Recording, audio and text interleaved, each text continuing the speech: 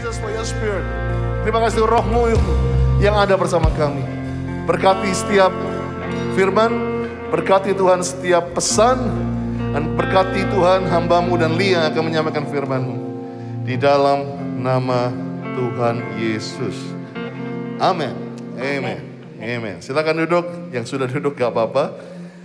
Tapi yang di GC Hall, all my team, pastoral team, silakan duduk. Haleluya. Kita bisa buka. Karena tinggal berdua, yang lain sudah menyingkir, kita bisa buka. Kita punya masker. So, sambil kita buka masker, salam buat teman-teman yang di Manado. Mereka mendengar firman Tuhan ini secara live di Manado. So, ngana pe kabar gimana semua? Salam buat teman-teman dulu. Dia buat di Manado. Shalom GC Manado. We miss you, we miss you, we miss you. Benar-benar nantikan kami ya. Pasti satu saat kami akan ke sana. Sekangen kami dengan bubur Manado, kangen banget dengan saudara penyembah. Luar biasa. Oke, kita cuma punya waktu 24 menit actually. Pertama kali kita khotbah duet, sebetulnya Lia, kita cuma mau share hari ini. Kamu di sebelah sana, kayak kita lagi ngedate di kafe-kafe begitu. Sebetulnya apa yang kita mau kasih tahu kepada teman-teman di rumah adalah mimpi kita dan para pastoral waktu kita ada di apartemen itu, kita bilang rumah kita ini mau jadi kayak apa. Dan keluarlah dengan G7.0 yang selama 2 bulan ini kita belajar dari para pastoral. Yeah. Kita belajar bagaimana value adalah nilai yang penting bagi satu rumah, satu keluarga. Ya. Dan nilai yang dilakukan setiap hari, setiap minggu bukan hanya event, tapi dilakukan terus menjadi kebiasaan. Beberapa orang jadi kebiasaan, dan kebiasaan yang dilakukan oleh banyak orang, lebih dari 50% baru itu bisa disebut sebagai budaya. Daripada sesuatu hal seperti Indonesia. Karena kalau sekarang Indonesia kan punya budaya kalau nggak makan nasi nggak nendang gitu ya kan. Jadi kadang-kadang padahal ada bahkan anak-anak kos itu kalau udah akhir bulan Indomie campur nasi itu double karbo gitu. Karena apa? Karena ada budaya yang diciptakan dulu. Kenapa? Ditanya, nggak tahu ya, kayaknya dari nenek gua begitu, kakek gua begitu. Jadi ada satu kebiasaan, habit, value dulu, nasi penting, value jadi karena dilakukan setiap hari, makan nasi, jadi habit karena banyak orang lakukan jadi budaya. Budaya itu turun-menurun. Iya, dan luar biasa. Dan kita akan belajar hari ini, value yang terakhir daripada GC 7.0, yaitu God's culture atau budaya Tuhan. Yuk kita berdoa. Bapa, terima kasih. Biarlah kami mengerti budayamu Tuhan, culture-mu Tuhan, gaya hidupmu Tuhan. Urapi hamba-Mu berdua di dalam nama Yesus. Amin. Untuk recap aja Lia, mungkin kamu bisa gayanya mungkin supaya kita semua dan juga teman-teman yang di Zoom juga bisa menghafal bagaimana 7.0 atau GC 7.0. Ada yang pertama adalah God-centered. Tangannya seperti lihat seperti ini. 2, God-centered, God's church, lalu generation center, growing community, generous church, godly character, and then God culture. Wow, berikan tepuk tangan buat Tuhan Yesus. Haleluya. Dan saya percaya hari ini, lihat kalau yang kita maui sebetulnya adalah dari GC 7.0 ini, God's culture adalah sebetulnya adalah kalau 6 yang tadi yang awal, ini kita lakukan setiap hari, setiap minggu, setiap tahun. Dan itu menular kepada teman kerja, kepada keluarga. Dan banyak orang mulai melakukan God-centered, mulai melakukan menjadi generation center, menjadi orang-orang yang God's church. Itu dilakukan setiap hari. Maka pastor berharap bahwa waktu kita menyelesaikan amanat agung, itu bukan mengkristenkan dunia. But we gonna say ada satu lifestyle yang luar biasa dimulai dengan salvation menerima Yesus. Tetapi bukan hanya selamat, tetapi ada gaya hidup yang berubah. Ya. Di mana Yesus merubah dalam 3,5 tahun hidupnya, merubah the history. Perjanjian lama itu dimulai dengan Yesus, Tuhan Allah Bapa memperkenalkan God's culture di Eden, bagaimana culture-nya itu manusia dan Tuhan itu bisa jalan sama-sama, mereka hidup dengan rukun, keteraturan semua, tapi dirusak oleh dosa. The cultures of God itu dirusak oleh dosa. Sehingga dalam perjanjian lama itu ceritanya cuma manusia coba menyelami, belajar mengenai budayanya Tuhan. Banyak gak nyambungnya, banyak mereka kecewanya. Sehingga Tuhan akhirnya mengutus dirinya sendiri, anaknya untuk datang ke dunia dan memperkenalkan, yes, manusia bisa melakukan budaya atau gaya hidupnya Tuhan. Dalam 3,5 tahun, Yesus bisa merubah culture yang lama di perjanjian lama, yaitu mata ganti mata, gigi ganti gigi, menjadi kasihilah musuhmu. Dia bisa melahirkan Stefanus yang bisa mengampuni orang yang merajam dia. Dia bisa melahirkan Roy Pontoh di Ambon yang walaupun diputus tangannya dia bisa berkata beta laskar Kristus.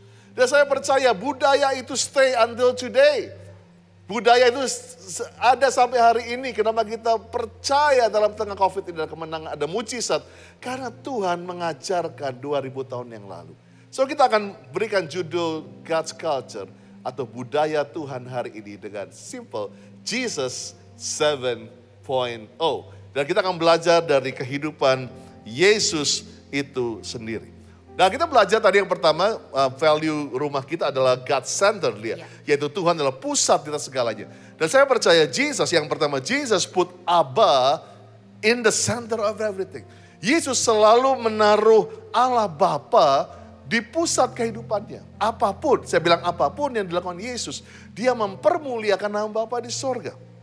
Bahkan dikatakan waktu di tengah haknya sebagai manusia, dia tertekan, stres, ketakutan. Dia di Getsemani yang artinya oil press. Dia bisa berkata di Lukas 22:42, Bapakku jika engkau mau ambil cawan ini daripadaku, tapi bukan kehendakku jadi baik kehendakmu. Dalam keadaan terdesak dan dia mau minta pun, dia bilang no, tapi bukan kehendakku. Senternya Abba. Itulah yang Tuhan ajarkan buat kita. God center, ada gaya hidup. Bisa kita, walaupun kita punya kehendak, tapi kita gak boleh maksa, yang Pak Niko bilang.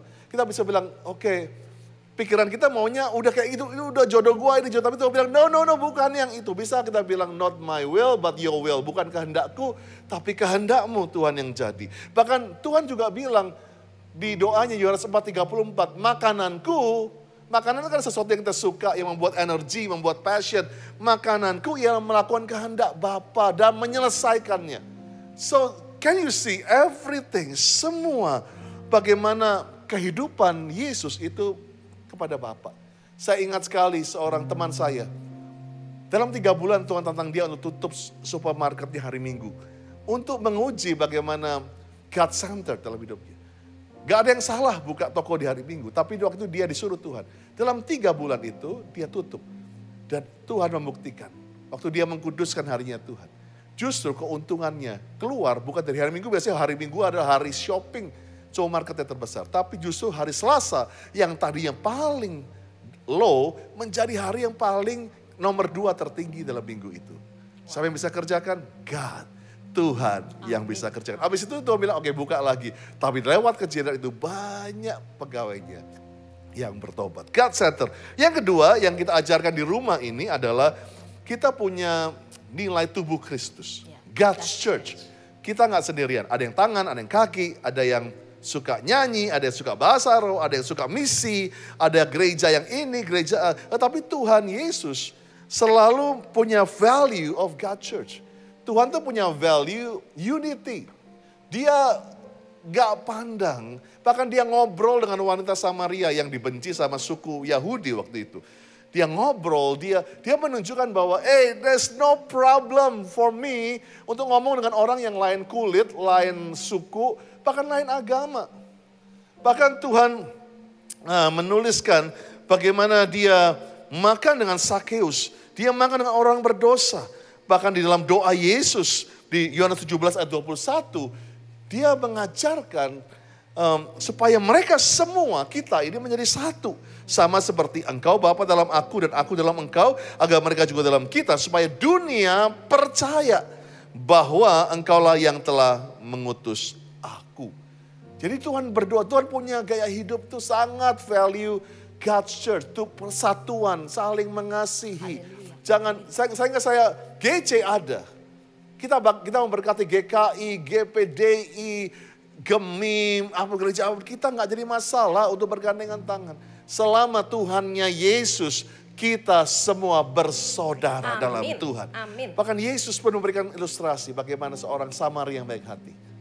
Yang walaupun dibenci, tapi unity boleh memberkati orang yang justru menyakiti dia, yaitu Yahudi. Dan menolongnya dengan luar biasa. Lihat kamu bisa teruskan value yang ketiga.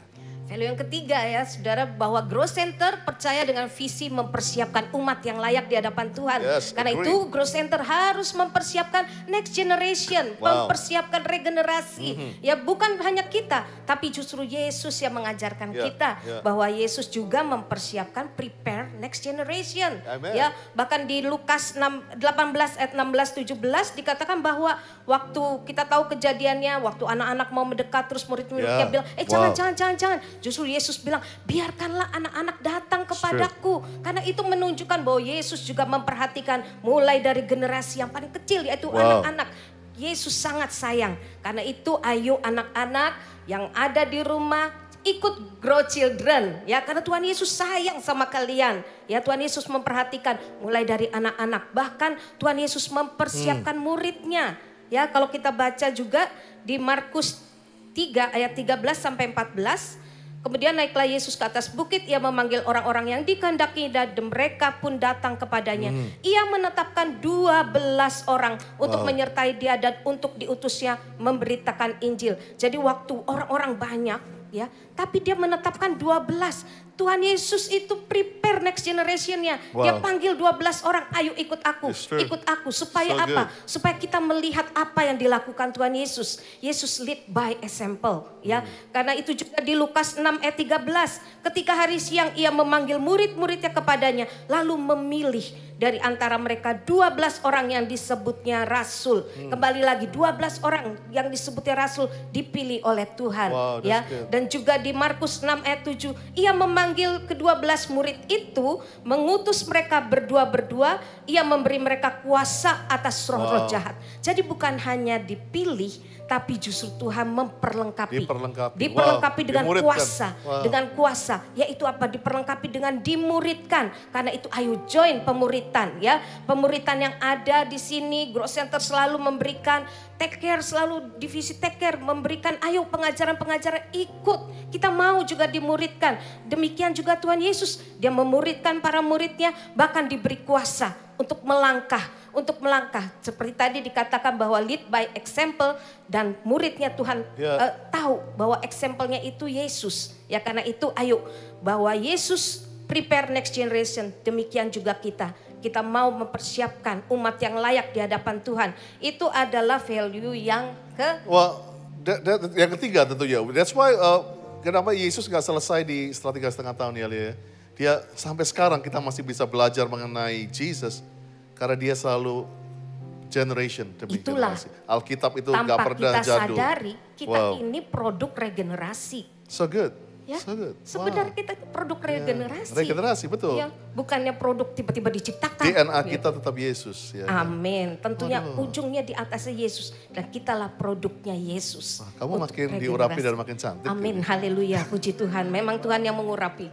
Boleh dong. Value yang keempat ya, value yang keempat. Lanjut, ini waktu sudah menunggu. Ya, value yang keempat, growing community. Kenapa growing community? Jesus loves community. Ya, kita tahu Yesus tuh gak pernah sendiri. Even waktu dia di Getsemani pun dia minta murid-muridnya berjaga-jaga. So true. Ya, karena itu kita gak boleh hidup sendiri. Kita perlu orang lain. Jesus loves community. Wilson perlu dengar nih. Di Matius 4 ayat 18-19 ya, waktu Yesus melihat dua orang bersaudara, Simon Petrus kemudian Andreas, kemudian Yesus katakan, ayo mari ikut aku dan kamu akan kujadikan penjala manusia. Jadi waktu Yesus ketemu dengan dua orang, dia katakan ayo ikut aku. Ya, kemudian di Matius lanjut ya, di Matius 4 tetap di ayat 21, Yesus pergi, dilihatnya pula ada lagi dua orang bersaudara. Yaitu Yakobus anak Zebedeus dan Yohanes saudaranya bersama mereka membereskan jalan mereka. Lalu Yesus panggil mereka, ayo ikut aku. Dari dua tambah lagi dua sampai ke ayat 25 kita lihat bahwa maka orang banyak berbondong-bondong mengikuti dia. Ya, jadi saudara, jangan pernah putus asa. Amen. Waktu cuman ada dua, bertiga, tambah lagi, tambah lagi. Yes. Seperti Tuhan Yesus berbondong-bondong, banyak orang akan mengikuti, banyak orang akan mengikuti. Karena itu penginjilan harus terus dilakukan. Penginjilan terus, kabarkan kabar baik itu, ya. Dan saya percaya bahwa kita setiap kali tadi seperti yang di pengumuman saya katakan, ayo join Cool, ayo join Cool, hubungi nomor Cool yang ada, join Cool karena saudara perlu komunitas. Ya, ada suatu kesaksian dari komunitas Cool yang salah satu komunitas Cool yang ada di Growth Center, ya. Mereka awalnya cuman berempat, saudara. Berempat, nanti berlima, ya itu udah dilakukan berbulan-bulan gitu, nggak nambah-nambah. Bahkan kadang-kadang dari 5, 4, dari 4, 3, karena ada yang nggak bisa gitu ya. Tapi mereka nggak putus asa, mereka terus lakukan. Sekarang mereka udah berkali-kali lipat, saudara. Amazing. Bahkan mereka sekarang sedang giat-giatnya mencari orang-orang untuk menyampaikan kabar baik. Yes. Mereka telepon, mereka ayo ikut, mumpung lagi online, ayo ikut. Bahkan bukan hanya di Jakarta, bahkan ada di luar negeri, ikut, saudara. Yes. Ya, karena itu kabar baik harus terus dikomunikasikan karena Yesus mencintai komunitas. Ya, jadi saudara kuncinya satu, katakan, ayo ikutlah aku, yaitu Tuhan Yesus.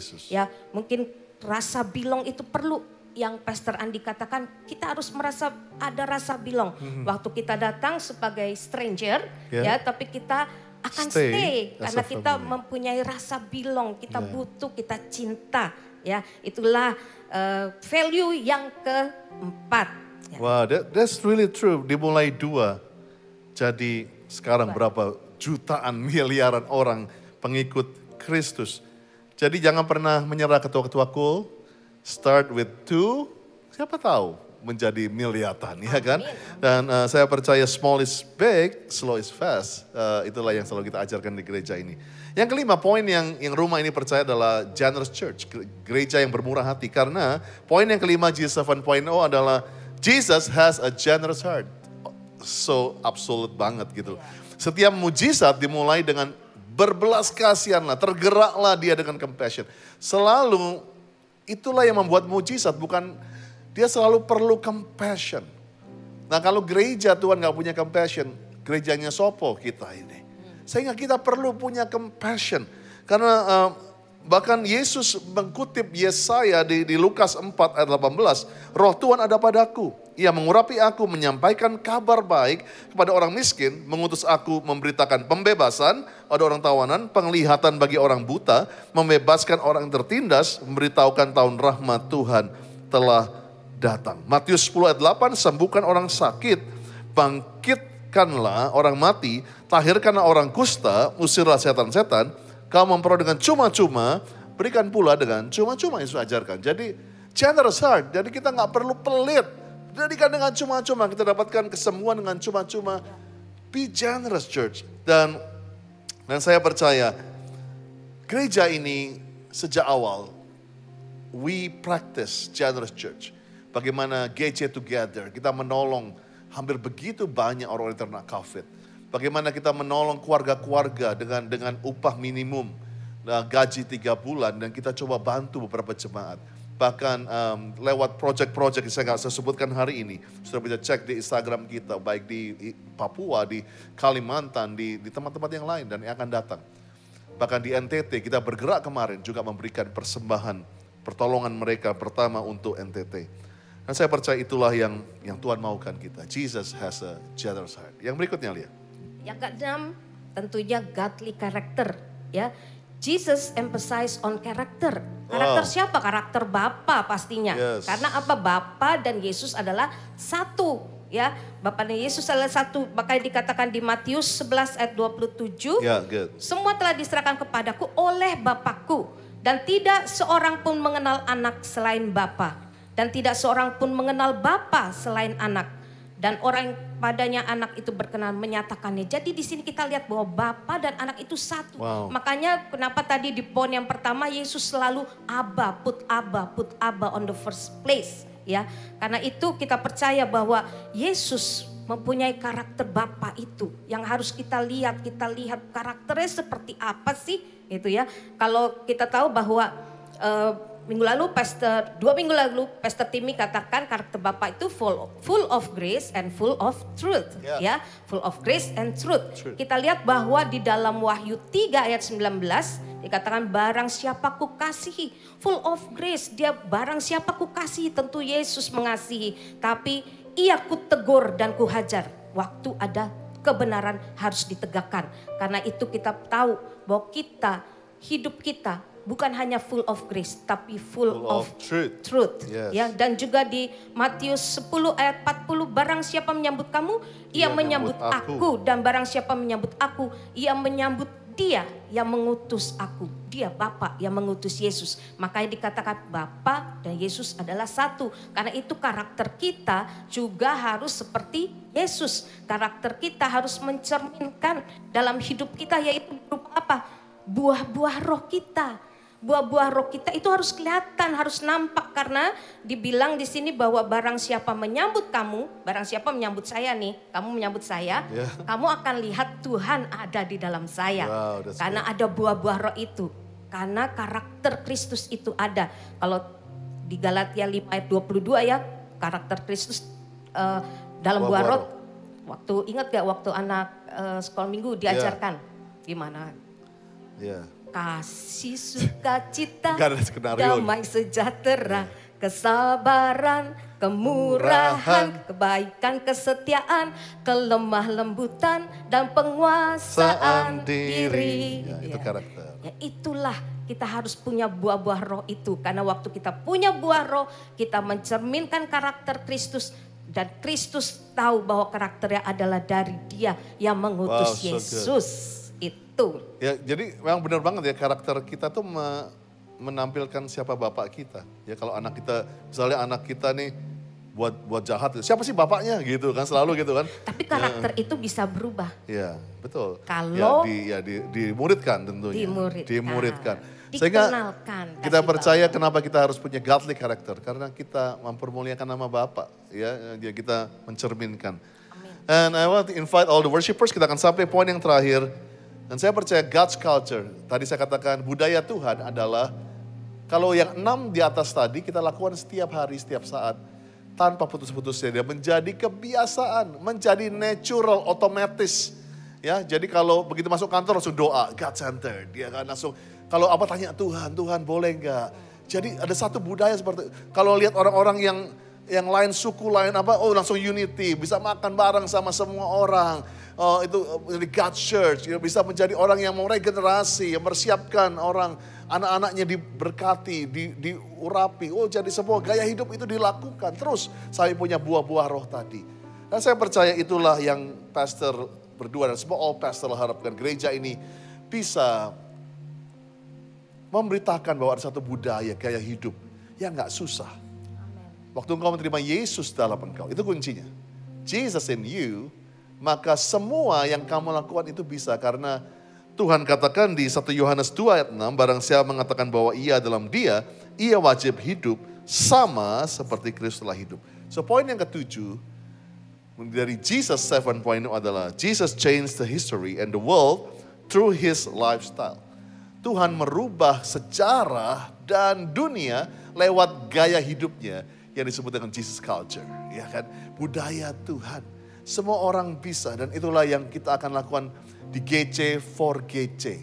Growth Center for Great Commission adalah kita mau menyelesaikan amanat agung untuk pergi jadikan sebuah bangsa muridku, baptis mereka dalam nama Bapa, Anak, Roh Kudus, ajar mereka melakukan segala sesuatu yang telah kuperintahkan kepadamu. Ketahuilah aku menyertai kamu senantiasa sampai kepada akhir zaman. Apa yang perlu kita sampaikan adalah WWJD. What would Jesus do? Itu aja. Kalau kamu adalah seorang businessman lagi ngadapin masalah, what would Jesus do? Apa yang Yesus lakukan kalau dia jadi businessman seperti engkau? What would Jesus do kalau sedang difitnah? Apa yang Yesus lakukan kalau kamu lagi disakiti? Apa yang Yesus lakukan waktu kamu di treat gak enak? What would Jesus do? Itulah God's culture. Think like Jesus, speak like Jesus, melihat seperti Yesus. Kita nyanyikan satu lagu, menjadi seperti Kau Yesus. Come on, let's sing together.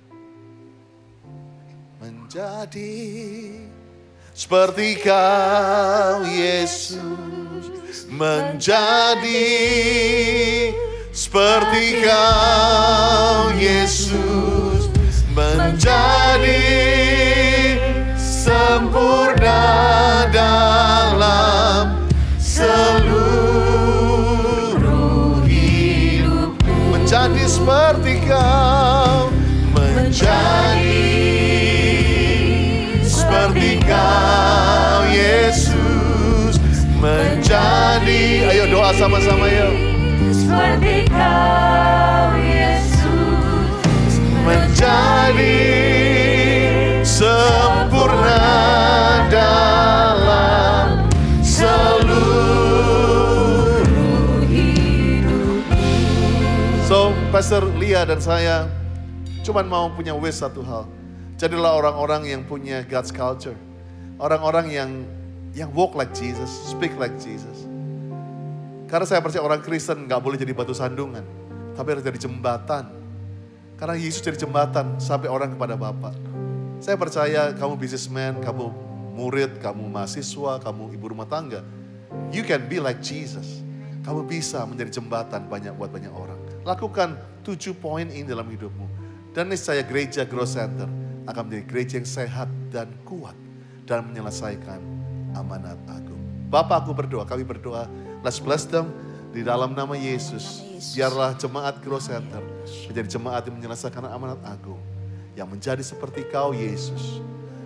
Yang berpikiran seperti Engkau. Yang mempunyai generous heart. Yang mempermuliakan Bapa di surga. Di dalam nama Tuhan Yesus. Amen, amen, amen, amen. Yuk, come on, berikan tepuk tangan buat Tuhan. Haleluya, haleluya. Let's pray.